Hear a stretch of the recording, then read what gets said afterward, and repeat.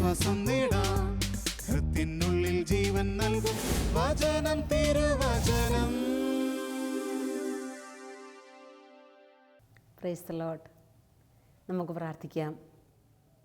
ഓ സ്വർഗീയ പിതാവേ, അങ്ങയുടെ പരമമായ വചനത്തിൻ്റെ സൗഖ്യം, വചനം ചുരുളഴിയുമ്പോൾ ഞങ്ങൾക്ക് തരുന്ന ആ വലിയ അനുഗ്രഹം ഞങ്ങൾക്കും ഞങ്ങളുടെ കുടുംബത്തിനും അവിടുന്ന് പ്രദാനം ചെയ്യണമേ.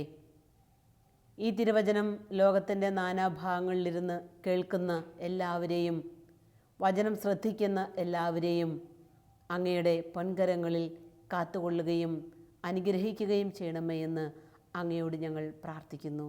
നമ്മളിന്ന് ധ്യാന വിഷയമായിട്ട് എടുത്തിരിക്കുന്ന തിരുവചന ഭാഗം ഉൽപ്പത്തിയുടെ പുസ്തകം 1-ാം അധ്യായം 27-28 തിരുവെഴുത്തുകളാണ്.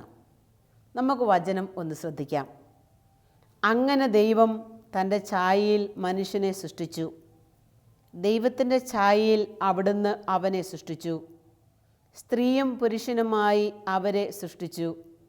ദൈവം അവരെ ഇങ്ങനെ അനുഗ്രഹിച്ചു: സന്താനപുഷ്ടിയുള്ളവരായി പെരുകുവിൻ, ഭൂമിയിൽ നിറഞ്ഞ് അതിനെ കീഴടക്കുവിൻ. ദൈവം അവരെ ഇങ്ങനെ അനുഗ്രഹിച്ചു: സന്താനപുഷ്ടിയുള്ളവരായി പെരുകുവിൻ, ഭൂമിയിൽ നിറഞ്ഞ് അതിനെ കീഴടക്കുവിൻ. ഇതൊരു അനുഗ്രഹത്തിൻ്റെ, കൃപയുടെ തിരുവചനമാണ്. ആദി മാതാപിതാക്കളെ ദൈവം അനുഗ്രഹിച്ചു. തലമുറകളിലൂടെ കടന്നു വരുന്ന അനുഗ്രഹത്തിൻ്റെ സദ്വാർത്തയാണ് ഈ വിശുദ്ധ ഗ്രന്ഥം. അവൻ അവരെ ഇപ്രകാരം അനുഗ്രഹിച്ചു: സന്താനപുഷ്ടിയുള്ളവരായി പെരുകുവിൻ, ഭൂമിയിൽ നിറഞ്ഞ് അതിനെ കീഴടക്കുവിൻ. ആ അനുഗ്രഹത്തിൻ്റെ ജീവിക്കുന്നവരാണ് നമ്മൾ ഓരോരുത്തരും. അനുഗ്രഹം തലമുറകളിലൂടെ കൈമാറ്റം ചെയ്യപ്പെട്ട് ഇന്ന് നമ്മൾ വരെ എത്തി നിൽക്കുകയാണ്. ഉൽപ്പത്തിയുടെ പുസ്തകത്തിൻ്റെ 12-ാം അധ്യായത്തിലേക്ക് നമ്മൾ കടന്നു ചെല്ലുമ്പോൾ വീണ്ടും നമ്മൾ കാണുന്നുണ്ട് അബ്രാഹത്തെ അനുഗ്രഹിക്കുന്ന ദൈവം. ആദിമാതാപിതാക്കളെ അനുഗ്രഹിച്ച് അനുഗ്രഹത്തിൻ്റെ പ്രവാഹം അങ്ങ് തുടങ്ങി. വീണ്ടും അബ്രാഹത്തെ വിളിച്ച് അനുഗ്രഹിക്കുന്ന ദൈവത്തിൻ്റെ വലിയ കൃപ നമ്മൾ കാണുകയാണ്. കർത്താവ് അബ്രാഹാമിനോട് അരുളി ചെയ്തു: നിന്റെ ദേശത്തെയും ബന്ധുക്കളെയും പിതൃഭവനത്തെയും വിട്ട് ഞാൻ കാണിച്ചു തരുന്ന നാട്ടിലേക്ക് പോവുക. ഞാൻ നിന്നെ വലിയൊരു ജനതയാക്കും, നിന്നെ ഞാൻ അനുഗ്രഹിക്കും. ഞാൻ കാണിച്ചു തരുന്ന ദേശത്തിലേക്ക് പൊക്കൂ, ഞാൻ നിന്നെ വലിയൊരു ജനതയാക്കും. അതിന് കർത്താവ് പറയുകയാണ്: ഞാൻ നിന്നെ അനുഗ്രഹിക്കും. 2-ാമത്തെ വചനം, ഞാൻ നിന്നെ അനുഗ്രഹിക്കും. കർത്താവിനാൽ അനുഗ്രഹിക്കപ്പെട്ടവരൊക്കെ അനുഗ്രഹീതരായവരാണ്. അതാണ് തിരുവചനത്തിൽ നമ്മൾ കാണുന്നത്. അടുത്ത വചനം, നിന്റെ പേര് ഞാൻ മഹത്തമമാക്കും, അങ്ങനെ നീ ഒരു അനുഗ്രഹമായിരിക്കും. എത്ര പ്രാർത്ഥിച്ചാലും നമുക്ക് ഈ വചനത്തിൻ്റെ അനുഗ്രഹം തീരുകയില്ല. പ്രാർത്ഥിക്കുന്ന അനുസരിച്ച് ഈ അനുഗ്രഹം നമുക്ക് കിട്ടിക്കൊണ്ടേയിരിക്കും. നിന്റെ പേര് ഞാൻ മഹത്തമമാക്കും, നിന്നെ ഞാൻ അനുഗ്രഹിക്കും. നോക്ക്, നാടും വീടും വിട്ട് വേദദേശത്തേക്ക് കൂട്ടിക്കൊണ്ടുപോകുന്ന അബ്രാഹാമിനെ അനുഗ്രഹിക്കുന്ന ദൈവം. അടുത്ത വചനം വീണ്ടും വളരെ അനുഗ്രഹദായകമാണ്. നിന്നെ അനുഗ്രഹിക്കുന്നവരെ ഞാൻ അനുഗ്രഹിക്കും. 3-ാമത്തെ വചനമാണ്. നിന്നെ അനുഗ്രഹിക്കുന്നവരെ ഞാൻ അനുഗ്രഹിക്കും, നിന്നിലൂടെ ഭൂമുഖത്തെ വംശങ്ങൾ എല്ലാം അനുഗ്രഹീതമാകും. അനുഗ്രഹം, അനുഗ്രഹം, അനുഗ്രഹം, അനുഗ്രഹം. എത്രയോ തവണയാണ് ഈ വാക്കുകൾ വിശുദ്ധ ഗ്രന്ഥത്തിൽ ഉപയോഗിച്ചിട്ടുള്ളത്. വാസ്തവത്തിൽ ഈ അനുഗ്രഹം അവരിന് കൊടുക്കാനായിട്ടാണ് കർത്താവ് നമ്മളെ അഭിഷേകം ചെയ്തിരിക്കുന്നത്. അബ്രാഹത്തെ അതിനാണ് കർത്താവ് തിരഞ്ഞെടുത്തത്. വീണ്ടും ഈ അനുഗ്രഹത്തിൻ്റെ ഒരു കുത്തൊഴുക്ക് തിരുവചനത്തിൽ നമ്മളിങ്ങനെ വായിച്ചു പോകുമ്പോൾ അതെല്ലാം നമുക്ക് കാണാനായിട്ട് സാധിക്കുകയാണ്. വീണ്ടും ഉൽപ്പത്തിയുടെ പുസ്തകത്തിൻ്റെ 27-ാം അധ്യായത്തിൻ്റെ 28-ാമത്തെ വചനത്തിൽ നമ്മൾ കാണുകയാണ് അനുഗ്രഹത്തിൻ്റെ കൃപയുടെ വീണ്ടും അടുത്ത കടാക്ഷം. ആകാശത്തിൻ്റെ മഞ്ഞും ഭൂമിയുടെ ഫലപുഷ്ടിയും ദൈവം നിനക്ക് നൽകട്ടെ. ധാന്യവും വീഞ്ഞും സമൃദ്ധമായി ഉണ്ടാകട്ടെ. നിന്റെ സഹോദരങ്ങൾക്ക് നീ നാഥനായിരിക്കുക. നിന്റെ അമ്മയുടെ പുത്രന്മാർ നിന്റെ മുൻപിൽ തലകുനിക്കട്ടെ. നിന്നെ ശപിക്കുന്നവൻ ശപ്തനും അനുഗ്രഹിക്കുന്നവൻ അനുഗ്രഹീതനുമാകട്ടെ. അനുഗ്രഹങ്ങൾ ഇങ്ങനെ ഇങ്ങനെ ഇങ്ങനെ ഇങ്ങനെ വരികയാണ്. കഴിഞ്ഞ വർഷം ഞങ്ങളൊരു സ്ഥലത്ത് ഒരു ധ്യാന ശുശ്രൂഷ നടത്തിക്കൊണ്ടിരുന്ന സമയത്ത് ഒരു 50 വയസ്സോളം പ്രായമുള്ള ഒരു സഹോദരൻ പ്രാർത്ഥിക്കാൻ വന്നു. ആ സഹോദരൻ പറഞ്ഞൊരു കാര്യമുണ്ട്, സിസ്റ്ററെ, വലിയ സമ്പത്തും ജോലിയും ബാങ്ക് ബാലൻസും ഒന്നുമില്ല, പക്ഷേ ഞാൻ വളരെ സന്തോഷവാനായിട്ട് എൻ്റെ ഭാര്യയ്ക്കും മക്കൾക്കും ഒപ്പം ജീവിക്കുകയാണ്. എന്നിട്ട് വലിയ നിധി കണ്ടെത്തിയവനെ പോലെ ഈ സഹോദരൻ പറയുകയാണ്, എൻ്റെ അപ്പച്ചൻ മരിക്കാൻ നേരത്ത് ഒരു വാക്ക് പറഞ്ഞിട്ടാണ് പോയതാ.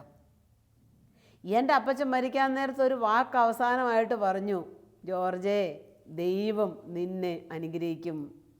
പേര് വിളിച്ച് പറഞ്ഞു, ജോർജേ, ദൈവം നിന്നെ അനുഗ്രഹിക്കും. ഈ സഹോദരൻ പറയാണ്, അതൊരു അനുഗ്രഹത്തിൻ്റെ വലിയൊരു ആശംസയായിരുന്നു അത്രേ. അനുഗ്രഹത്തിൻ്റെ വലിയൊരു ആശംസയായിരുന്നു അത്രേ. കർത്താവിൻ്റെ വലിയ അനുഗ്രഹം, അദ്ദേഹത്തിൻ്റെ പിതാവിലൂടെ അദ്ദേഹത്തിന് കിട്ടിയ ആ വലിയ സന്തോഷം. എന്നിട്ട് പറയുകയാണ്, എൻ്റെ ഭാര്യ നല്ല രീതിയിൽ അപ്പച്ചനെ നോക്കി. അമ്മച്ചി നേരത്തെ മരിച്ചു പോയതാണ്. ആ അനുഗ്രഹം അവരുടെ കുടുംബത്തിന് അഭിഷേകമായി നിലകൊള്ളുകയാണ്. ദൈവത്തിൻ്റെ കൃപയാണ് വാസ്തവത്തിൽ ദൈവാനുഗ്രഹം എന്ന് പറയുന്നത്.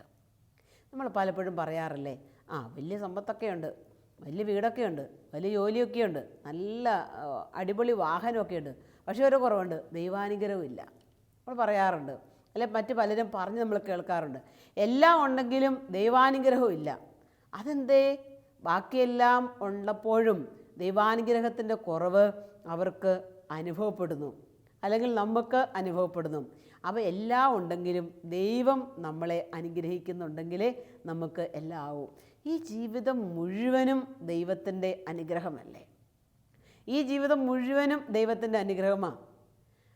ഒരു സഹോദരി പ്രാർത്ഥിക്കാനായിട്ട് വന്നപ്പം പറഞ്ഞ ഒരു വലിയ വാർത്തയുണ്ട്.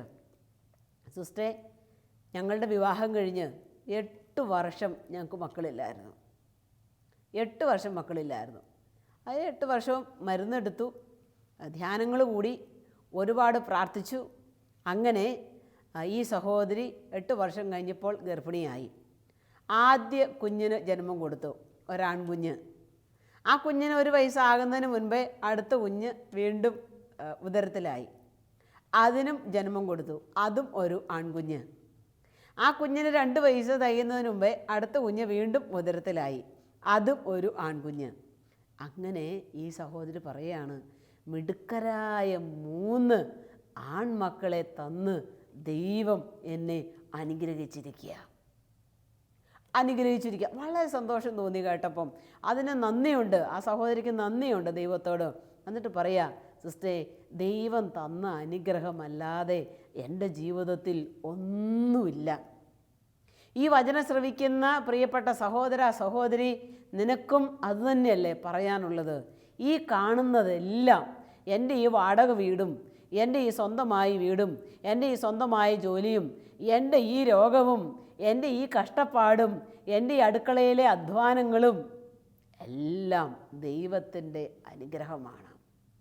ദൈവം തരാത്തതായി നമ്മുടെ ജീവിതത്തിലില്ല.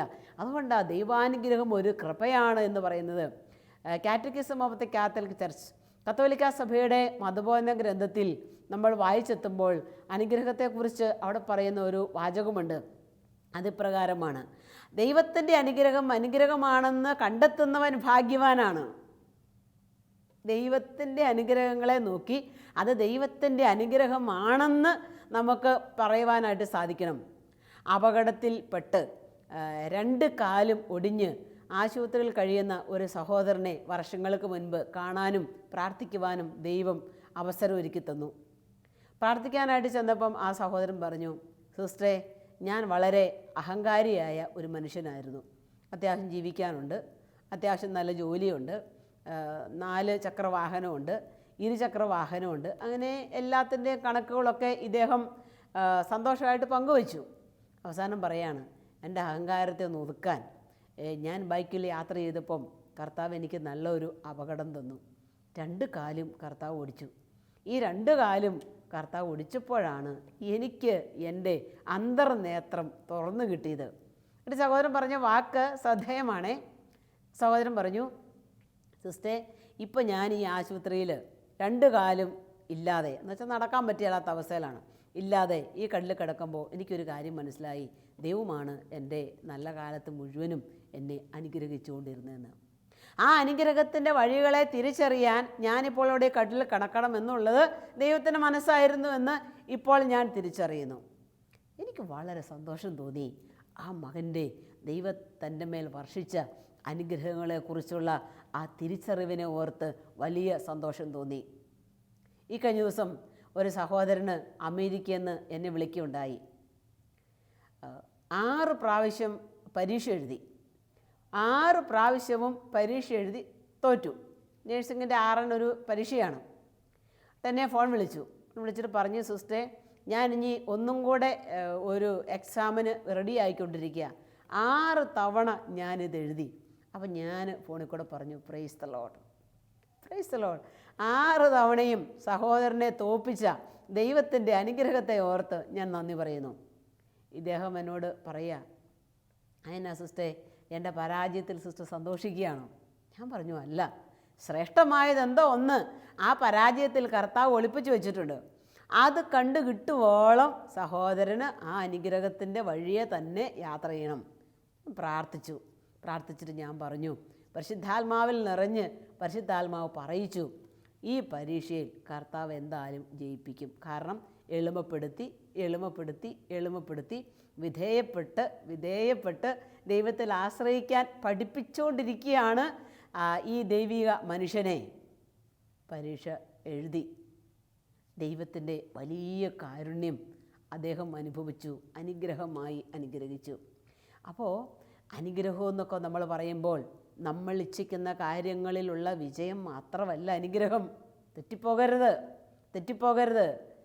ദൈവം മനസ്സാകുന്ന ഇടങ്ങളിലൂടെ നമ്മൾ യാത്ര ചെയ്തുണ്ടാകുന്ന പരാജയങ്ങളും ദൈവത്തിൻ്റെ അനുഗ്രഹങ്ങളാണ്. അത് ദൈവം നമുക്ക് അനുവദിച്ചു തരുന്നതാണ്. കൊച്ചുറേസ്യ പുണ്യവതി പറയുന്നൊരു കാര്യമുണ്ട്, എൻ്റെ പരാജയങ്ങളെല്ലാം അവിടുത്തെ സ്നേഹത്തിൻ്റെയും അനുഗ്രഹത്തിൻ്റെയും അടയാളമായിരുന്നു. ഞാൻ തോറ്റു. ദൈവം എന്നെ സ്നേഹിക്കുന്നതിൻ്റെ, ദൈവം എന്നെ അനുഗ്രഹിക്കുന്നതിൻ്റെ അടയാളമാണ് അതെന്ന് കാണാനായിട്ടുള്ള കൃപയും അഭിഷേകവും അവിടെ കണ്ടെത്തുകയാണ്. അപ്പം ജീവിതത്തിൽ ദൈവം ചൊരിഞ്ഞിട്ടുള്ളതെല്ലാം അവിടുത്തെ ദാനങ്ങളാണ്, അവിടുത്തെ കൃപകളാണ്. ഈ ദൈവത്തിൻ്റെ അനുഗ്രഹം പ്രാപിക്കാനായിട്ട് നമുക്ക് കുറേ കാര്യങ്ങളൊക്കെ നമ്മുടെ ജീവിതം കൊണ്ട് നമുക്ക് ചെയ്യാനായിട്ടുണ്ട്. ഒന്നാമത്തെ കാര്യം, ദൈവത്തിൻ്റെ അനുഗ്രഹങ്ങൾ പ്രാപിക്കാനായിട്ട് ക്ഷമയുള്ള ഒരു ദൈവ പൈതലാകുക എന്നുള്ളത് പ്രധാനപ്പെട്ട ഒരു കാര്യമാണ്. കഴിഞ്ഞ പ്രാവശ്യം ഒരു സമൂഹത്തിൽ സംസാരിച്ചുകൊണ്ട് നിൽക്കവേ, സംസാരം കഴിഞ്ഞ് ഒരു സഹോദരൻ എൻ്റെ അടുത്ത് വന്ന് പറഞ്ഞു, സിസ്റ്റർ 2 മിനിറ്റ് എനിക്ക് വേണ്ടി തരാമോ? പറഞ്ഞു, ആയിക്കോട്ടെ. ആ 2 മിനിറ്റ് സംസാരത്തിനിടയിൽ ആ സഹോദരൻ പറഞ്ഞു, എൻ്റെ ഭാര്യയുടെ അമ്മ എനിക്കെതിരെ കേസ് കൊടുത്തത് മാത്രമല്ല, ഇപ്പോൾ കേസും കോടതിയും കേസുമായിട്ട് മുന്നേറുകയാണ്. സിസ്റ്റർ, മടുത്തു. എനിക്ക് എങ്ങനെയെങ്കിലും ഒന്ന് തക്കം കിട്ടി അമ്മയൊന്ന് ഒരു അടിച്ചൊരു വശത്താക്കണമെന്ന് വെച്ചാൽ പ്രതികാരം ചെയ്യണം എന്ന് അർത്ഥം. അങ്ങനെ ഇദ്ദേഹം സംസാരിച്ച് കയറി പോവാണ്. സംസാരത്തിനിടവേ ദൈവത്തിൻ്റെ പരിശുദ്ധാത്മാവ് എൻ്റെ മനസ്സിനെ ഉണർത്തി. ഞാൻ പറഞ്ഞു, സഹോദര, ഈ കേസിൽ ദൈവം വലിയൊരു അനുഗ്രഹം സഹോദരന് തരാൻ വേണ്ടി മനസ്സായിട്ട് ഒളിച്ചു വച്ചിട്ടുണ്ട്.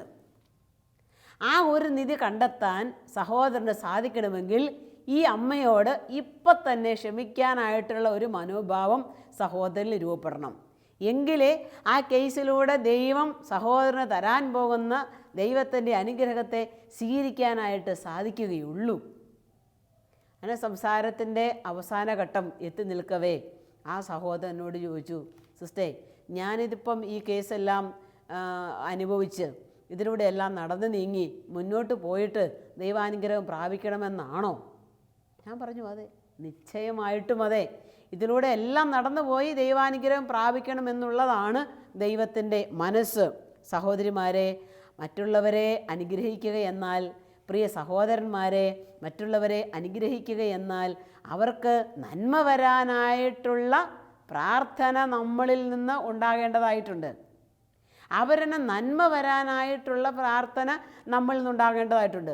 അങ്ങനെ അവരിന് നന്മ വരണമെങ്കിൽ നമ്മുടെ ഭാഗത്തു നിന്ന് നമ്മൾ വിട്ടുവീഴ്ചയ്ക്ക് നമ്മൾ തയ്യാറാകണം, ക്ഷമിക്കാൻ നമ്മൾ തയ്യാറാകണം, അനുരഞ്ജനത്തിന് നമ്മൾ തയ്യാറാകണം. അപ്പം അങ്ങനെയാണെങ്കിൽ നമ്മൾ ഈ നാളുകളിലൊക്കെ കടന്നുപോയിക്കൊണ്ടിരിക്കുന്ന ജീവിതത്തിൻ്റെ ഓരോ മേഖലകളിലും എത്ര വലിയ അനുഗ്രഹങ്ങൾ തരാൻ വേണ്ടിയിട്ടാണ് ദൈവം നമ്മളെ കാത്തിരിക്കുന്നത്. അപ്പോൾ അനുഗ്രഹങ്ങൾ എന്നിലേക്ക് വർഷിക്കാൻ എന്നെ കാത്തിരിക്കുന്ന ദൈവത്തെ കണ്ടെത്തുവാൻ എനിക്ക് സാധിക്കുവാൻ ഈ മേഖലകളിലൂടെ നമ്മൾ കടന്നു പോകേണ്ടതായിട്ടുണ്ട്. രണ്ടാമത്, അനുഗ്രഹ മേഖലയെ സ്വീകരിക്കാൻ ദൈവം നമുക്ക് ഒരുക്കിത്തരുന്ന എല്ലാ ഇടങ്ങളിലും ദൈവത്തിൻ്റെ സാന്നിധ്യം അനുഭവിക്കാനായിട്ട് സാധിക്കണം. ഒരു പക്ഷേ അത് രോഗ ബുദ്ധിമുട്ടുകളായിരിക്കാം. ജോബിൻ്റെ പുസ്തകത്തിലേക്ക് നമ്മൾ കടന്നു ചെല്ലുമ്പോൾ നമ്മൾ കാണുന്നുണ്ട്, ജോബ് പറയുന്നുണ്ട്, എൻ്റെ ഈ പ്രലോഭനങ്ങളും ഈ പരീക്ഷകളും എല്ലാം ദൈവം അനുവദിക്കുന്നതാണ്. അതുകൊണ്ട് ദൈവത്തിൻ്റെ നാമം മാത്രമേ എന്നിൽ മഹത്വപ്പെടാവൂ. ദൈവത്തിൻ്റെ നാമം മാത്രമേ എന്നിൽ മഹത്വപ്പെടാവൂ. അപ്പോൾ ദൈവത്തിൻ്റെ നാമം മഹത്വപ്പെടുവോളം ദൈവത്തിൻ്റെ വഴികളിലൂടെ നമ്മൾ യാത്രയാകുമ്പോഴാണ് ദൈവാനുഗ്രഹങ്ങൾ നമ്മളിലേക്ക് കടന്ന് വരിക. അടുത്തത്, രാവും പകലും കർത്താവിനെ വിളിച്ചപേക്ഷിക്കുന്ന അവിടുത്തെ ഭക്തരുടെ മേൽ അവിടുന്ന് അനുഗ്രഹം വർഷിക്കും. പ്രാർത്ഥിക്കണം, ഒരുപാട് പ്രാർത്ഥിക്കണം. ദൈവം തരുന്ന അനുഗ്രഹങ്ങളെല്ലാം നമുക്ക് സ്വീകരിക്കാനായിട്ട്. ദൈവം നമുക്ക് തരുന്ന ഓരോ നിമിഷവും നമ്മുടെ ആത്മാവിൻ്റെ, മനസ്സിൻ്റെ, ശരീരത്തിൻ്റെ പ്രാർത്ഥനയാക്കി നമ്മൾക്ക് രൂപാന്തരപ്പെടുത്താനായിട്ട് സാധിക്കണം. അപ്പോഴാണ് ആ അനുഗ്രഹം നമ്മൾക്ക് കിട്ടുക. ഈ കഴിഞ്ഞ ദിവസം പ്രാർത്ഥിക്കാനായിട്ട് ഒരു കൊച്ചിനെയും കൊണ്ട് ഒരമ്മച്ചി എൻ്റെ അടുത്ത് വന്നു. അപ്പോൾ ഈ അമ്മച്ചി പറഞ്ഞൊരു കാര്യമുണ്ട്. സിസ്റ്റേ, 10ാം ക്ലാസ് പഠിക്കുന്ന കുട്ടിയാണ്, പഠിക്കാനായിട്ട് വളരെ പുറകോട്ടാണ്, പഠിക്കുന്ന കാര്യങ്ങളൊന്നും ഓർമ്മ നിൽക്കില്ല. ആ കൊച്ചിനെ ശിരസിൽ കരങ്ങൾ വെച്ച് ഞാൻ പ്രാർത്ഥിച്ചിട്ട് പറഞ്ഞു, മോളെ, ദൈവം മോളെ അനുഗ്രഹിക്കും. അപ്പോൾ ആ കൊച്ച് ആ പ്രാർത്ഥനയെല്ലാം സ്വീകരിച്ചിട്ട് അവൾ കണ്ണ് തുടച്ചിട്ട് ഒന്നും കൂടെ എൻ്റെ മുഖത്തേക്ക് നോക്കി, സിസ്റ്ററെ, ദൈവം എന്നെ അനുഗ്രഹിക്കുവാണെങ്കിൽ ഞാൻ ജയിക്കുകയല്ലേ. എല്ലാത്തിനും കൃത്യം മാർക്ക് അത്രേ ഉള്ളൂ. അവൾക്ക് വലിയൊരു ബുദ്ധിയുള്ള കുട്ടിയല്ല അവൾ. അതിനാണ് ഞാൻ ദൈവം ജയിക്കുകയല്ലേ. ഞാൻ പറഞ്ഞു, മോളെ, ദൈവം നിന്നെ അനുഗ്രഹിക്കും. ദൈവത്തിന് നിന്നെക്കുറിച്ചുള്ള ഒരു നല്ല ഒരു പദ്ധതിയുണ്ട് ദൈവത്തിൻ്റെ മനസ്സിൽ. മോളെ, നീ ജയിക്കും. എത്ര സന്തോഷത്തോടു കൂടിയാണ് ആ അനുഗ്രഹം ആ കുഞ്ഞങ്ങ് സ്വീകരിച്ചു. ദൈവം എന്നെ അനുഗ്രഹിക്കുന്നു എന്നുള്ള അനുഗ്രഹം അവിടെ തന്നെ സ്വീകരിച്ചു. അപ്പോൾ ദൈവം നമുക്ക് തന്നിട്ടുള്ള മുഴുവൻ ദാനങ്ങളും അവിടുത്തെ അനുഗ്രഹങ്ങളാണ്. അതുകൊണ്ട് അബ്രാഹത്തോട് ദൈവമായ കർത്താവ് പറഞ്ഞതുപോലെ, ഞാൻ നിന്നെ അനുഗ്രഹിക്കും, അങ്ങനെ നീ അനുഗ്രഹിക്കുന്നവരെ ഒക്കെ ഞാൻ അനുഗ്രഹിക്കും. അതാണ് കർത്താവ് പറഞ്ഞത്. നിന്നിലൂടെ ഭൂമുഖത്തെ ഞാൻ അനുഗ്രഹിക്കും.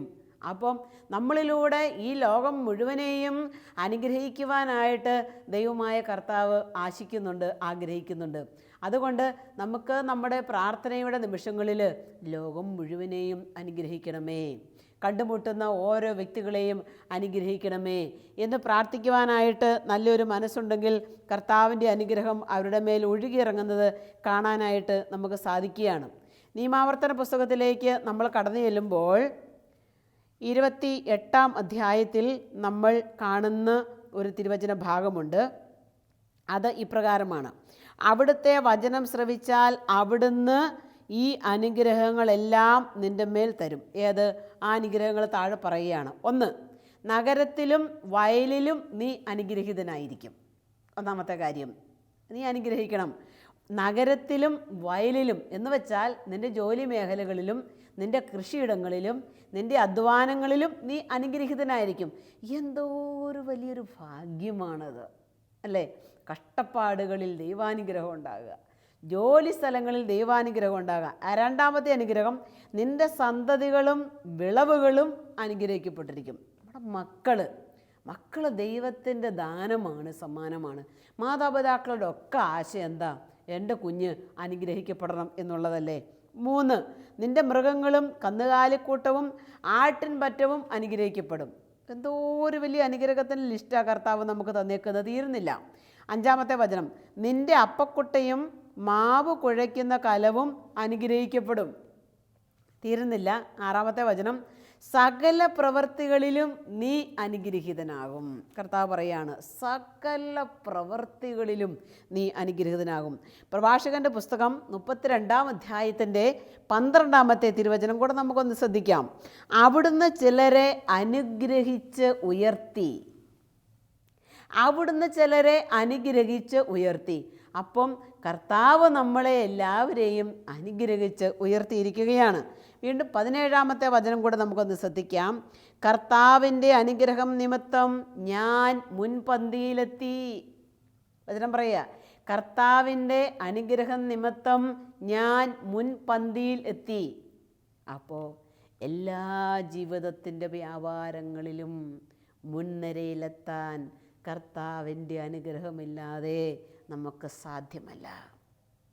അതുകൊണ്ട് ഒന്നേ നമുക്ക് പ്രാർത്ഥിക്കാനുള്ളൂ, കർത്താവേ, അവിടുത്തെ അനുഗ്രഹം എന്നിലേക്കും എൻ്റെ സന്താനങ്ങളിലേക്കും സന്താന പരമ്പരകളിലേക്കും അയക്കണമേ. അങ്ങയുടെ അനുഗ്രഹം ലോകം മുഴുവനിലേക്കും അയക്കണമേ. നമുക്ക് വിശ്വാസത്തോടെ തീക്ഷ്ണതയോടെ ഈ അനുഗ്രഹം സ്വന്തമാക്കാനായിട്ട് വിളിക്കപ്പെട്ട നമുക്ക് മറ്റുള്ളവരെ അനുഗ്രഹിക്കാം, അനുഗ്രഹിച്ച് പ്രാർത്ഥിക്കാം. അങ്ങനെ ഞാനും നീയും വീടിനും നാടിനും ദേശത്തിനും സഭയ്ക്കും സമൂഹത്തിനും ഒരു അനുഗ്രഹമായി മാറാൻ സർവേശ്വരൻ കൃപ ചൊരിയട്ടെ. ആമേൻ. നമുക്ക് ഒരു നിമിഷം പ്രാർത്ഥിക്കാം. കർത്താവായ ഈശോയെ, അവിടുന്ന് അങ്ങയുടെ അനുഗ്രഹം നിമിത്തം ഇന്നുവരെ എൻ്റെ ജീവിതത്തിൽ ദാനമായി തന്നതെല്ലാം അങ്ങയുടെ കരങ്ങളിലേക്ക് തിരികെ തരുവാൻ ഞാൻ ആശിക്കുന്നു, ഞങ്ങൾ ആശിക്കുന്നു. വീടും പ്രിയപ്പെട്ടവരും സ്നേഹസ്വന്തങ്ങളും എല്ലാം നിൻ്റെ അനുഗ്രഹമാണ്. കർത്താവേ, നിൻ്റെ അനുഗ്രഹമില്ലാതെ ഒന്നും ഞങ്ങൾക്കില്ല. ഞങ്ങൾ എന്തായിരിക്കുന്നുവോ അത് ദൈവത്തിൻ്റെ കൃപയാലാണ്, ദൈവത്തിൻ്റെ അനുഗ്രഹത്താലാണ്. ഈ തിരുവചനം മനസ്സിലാക്കുവാൻ, വിശ്വസിക്കുവാൻ, ജീവിക്കുവാൻ ഞങ്ങളെ എല്ലാവരെയും ശക്തിപ്പെടുത്തണമേ. ഈശോ മിശിഹായ്ക്ക് സ്തുതിയായിരിക്കട്ടെ.